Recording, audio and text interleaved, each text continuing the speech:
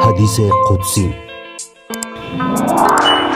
نحو خلقت و جریان خیر و شر. امام صادق علیه السلام فرمودند: از جمله آنچه خداوند به موسی علیه السلام وحی فرمود و در تورات بر او نازل کرد چنین بود: همانا منم خداوند، هیچ معبود جز من نیست.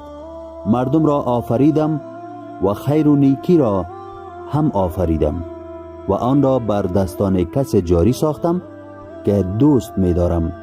خوشا به حال آن که خیر را بر دستان او جاری ساختم. منم خداوند، معبود جز من نیست.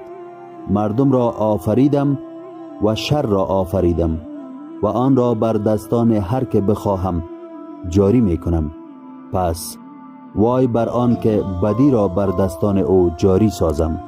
الجواهر السنیه، صفحه 39.